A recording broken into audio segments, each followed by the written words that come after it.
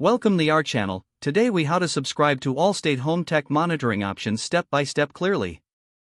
To start, visit the Allstate website. Navigate to the Home section. Look for the option labeled Home Tech Monitoring. Click on that option to explore available services. You will find an overview of the features offered. Scroll down to view different monitoring plans. Choose the plan that best fits your needs. You will be prompted to create an account if you do not have one. Fill in the required information, such as your name and email address. Create a secure password for your account. Once registered, log in to your new account. Review the details of your selected monitoring plan. Click on the Continue button to proceed.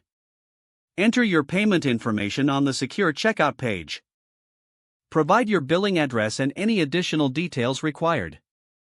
Review your order summary to ensure all information is correct. Finally, click the Confirm Subscription button to finalize your plan. You will receive a confirmation email shortly after. Check your email for further instructions on setting up your home tech monitoring. Follow the instructions to complete the setup process. If the page does not load, refresh the browser or try again in a private or incognito window.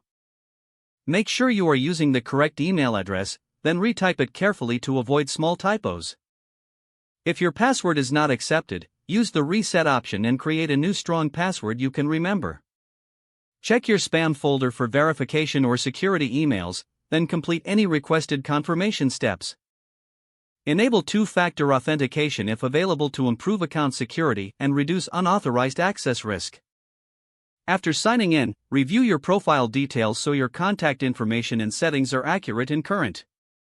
If you see an error message, note it down and try again after restarting your device and internet connection. Log out when you finish, especially on shared devices, to keep your account and payment information secure. If the page does not load, refresh the browser or try again in a private or incognito window.